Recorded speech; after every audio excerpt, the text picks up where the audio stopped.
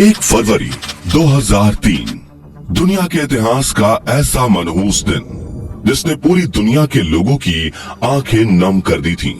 इस दिन STS 107 में सवार कल्पना चावला और उनके 6 क्रू मेंबर्स की पृथ्वी पर लौटने के वक्त स्पेस शटल के साथ जलकर जान चली गई थी।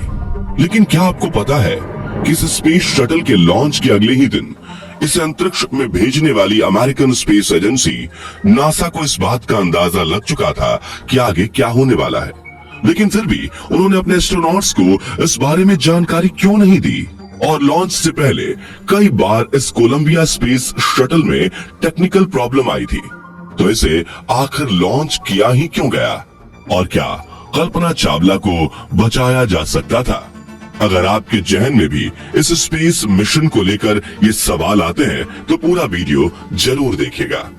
सबसे पहले बात करते हैं कि 17 मार्च 1962 के दिन हरियाणा के छोटे से जिले करनाल में जन्मी कल्पना ने अपने जीवन में अमेरिकन एस्ट्रोनॉट बनने का सफर तय कैसे किया था।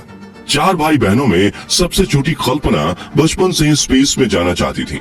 उन्होंने अपनी प्राथमिक शिक्षा टैगोर बाल निकेतन स्कूल से की, जिसके बाद कल्पना ने पंजाब इंजीनियरिंग कॉलेज चंडीगढ़ से एरोनॉटिकल इंजीनियरिंग में पढ़ाई शुरू की।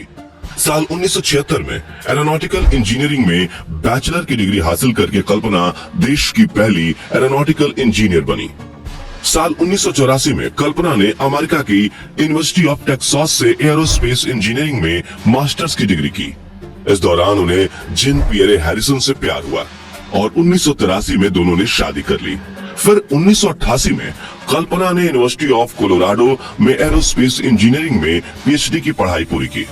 उसी साल उन्होंने नासा एम्स रिसर्च सेंटर में काम करना शुरू किया। 1991 में कल्पना को अमेरिका की सिटीजनशिप मिल गई और कल्पना की मेहनत और दृढ़ निश्चय देख नासा ने 1994 में उन्हें अंतरिक्ष यात्रियों के 15वें समूह में शामिल किया। 19 नवंबर 1997 के दिन अपने 6 क्रू मेंबर्स के साथ कोलंबिया स्पेस शटल में बैठ कल्पना ने पहली अंतरिक्ष उड़ान भरी। STS 87 नासा से जाने वाले इस मिशन के दौरान कल्पना ने स्पेस में 15 दिन और 16 घंटे बिताए और 5 दिसंबर 1997 के दिन इस स्पेस शटल ने धरती पर सक्सेसफुल लैंडिंग की। इस मिशन को पूरा करने के साथ ही कल्पना चावला अंतरिक्ष में जाने वाली पहली भारतीय महिला बन चुकी थी। कल्पना के इस मिशन की सफलता देखते हुए 2001 में नासा ने कल्पना को एक और स्पेस मिशन के लिए चुना, जिसे STS 107 नाम दिया गया। लेकिन इस मिशन के दौरान यूज किए जाने वाले कोलंबिया स्पेस शटल में बार बार आ रही तकनीकी खराबियों की वजह से इसके लॉन्च को पूरे 18 बार पोस्टपोन किया गया था। 2 साल तक नासा ने इस शटल में आ रही अलग अलग खराबियों को ठीक किया, लेकिन नासा ये मानने को तैयार नहीं थी कि ये शटल स्पेस मिशन के लिए फिट नहीं है। बस वो उसे बनाए जा रहे थे और फाइनली नासा को लगा कि ये स्पेस शटल अब मिशन के लिए पूरी तरह से तैयार है और 16 जनवरी 2003 के दिन इसे लॉन्च करने का निर्णय लिया गया। इस लॉन्च के दौरान क्रू मेंबर्स काफी खुश दिखाई दे रहे थे, क्योंकि उनमें से कुछ क्रू मेंबर्स जिंदगी में पहली बार स्पेस में जा रहे थे, लेकिन उन्हें ये पता नहीं था कि ये उड़ान उनके जीवन की पहली और आखिरी उड़ान होगी। खैर 16 जनवरी की दोपहर को कोलंबिया स्पेस शटल ने अपने रॉकेट के साथ फ्लोरिडा के कैनेडी स्पेस सेंटर से अपनी 28वीं उड़ान भरी और कल्पना का क्रू सही सलामत स्पेस में पहुंच गया, जहां उन्होंने 15 दिन 22 घंटे और 20 मिनट तक स्पेस में रहकर अपने मिशन को पूरा किया।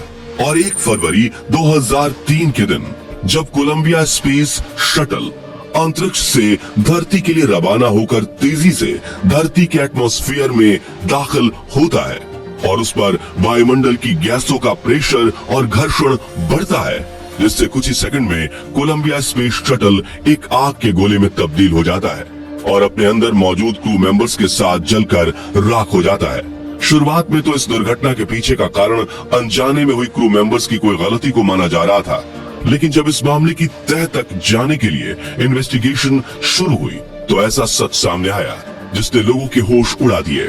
इस जांच के मुताबिक जब कोलंबिया स्पेस शटल अपने रॉकेट के साथ उड़ान भर रहा था, तभी उसके एक्सटर्नल फ्यूल टैंक की बाहरी सतह पर लगाए हुए इंसुलेशन फोम का बड़ा सा टुकड़ा करीब 800 किलोमीटर की रफ्तार से शटल के लेफ्ट विंग में जा टकराता है, जिससे उस विंग पर लगी रीइंफोर्स्ड कार्बन यानी आरसीसी की कोटिंग में 10 इंच गहरा गड्ढा बन जाता है।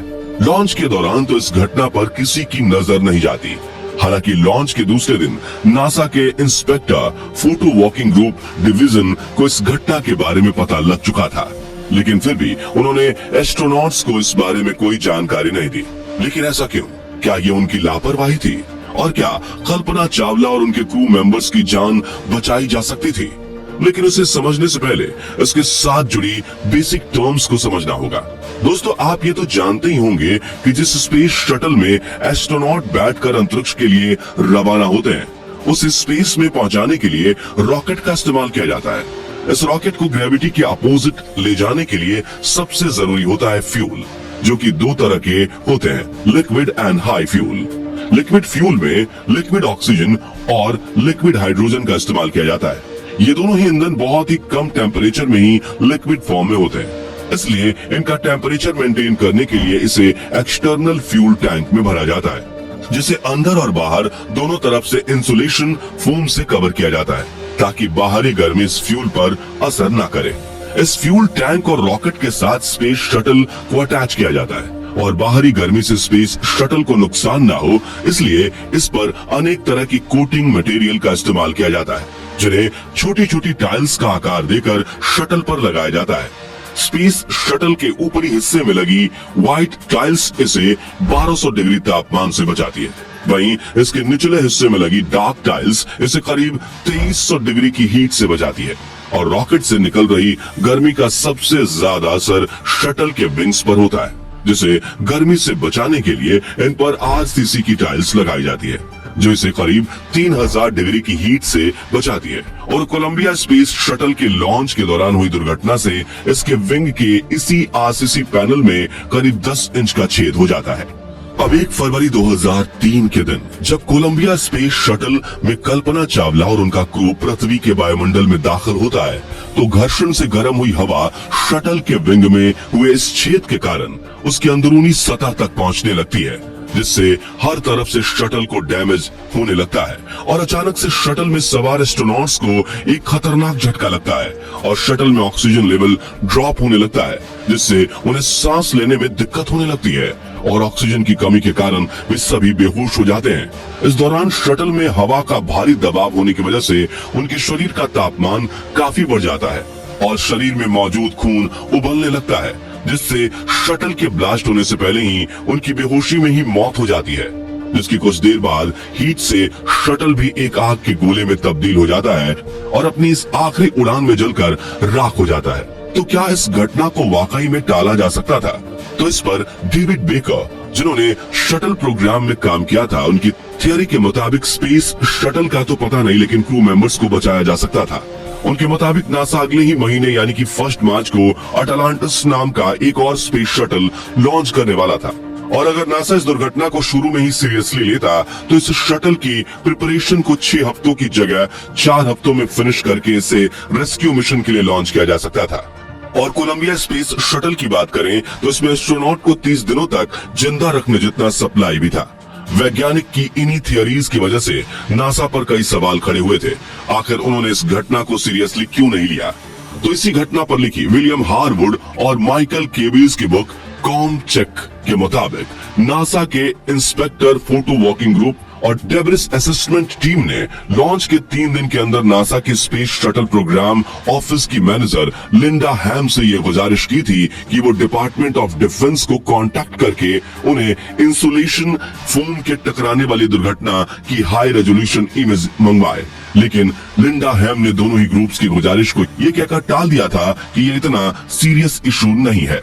हालांकि लिंडा हैम से फोटोज की रिक्वेस्ट रिजेक्ट होने के बाद नासा की डेब्रिस असेसमेंट टीम ने कंप्यूटर सिमुलेटर की मदद से यह अंदाजा लगाया था कि जब 2 फीट लंबा और 1 फीट चौड़ा इंसुलेशन फोम का टाइल 800 किलोमीटर की रफ्तार से जब विंग से टकराता है तो कितना डैमेज होगा, जिससे वो ये बता पाए थे कि धरती पर वापस आते वक्त शटल को हीट डैमेज का सामना करना पड़ सकता है। लेकिन असली और नकली में तो फर्क होता ही है, इसलिए वो इस बात का अंदाजा नहीं लगा पाए कि आखिर कितना हीट डैमेज हो सकता है। 1 फरवरी 2003 के दिन उन्हें इसका सटीक जवाब तब मिला जब शटल दुर्घटना हो गई थी। तो दोस्तों, हमें इस घटना से ये सीख मिलती है कि एक छोटी सी लापरवाही बड़ी दुर्घटना में तब्दील हो सकती है। इस वीडियो में हम किसी पर इस दुर्घटना का इल्जाम नहीं लगा रहे, बस यहाँ हमने इंटरनेट पर मौजूद जानकारियों को इकट्ठा करके प्रस्तुत किया है।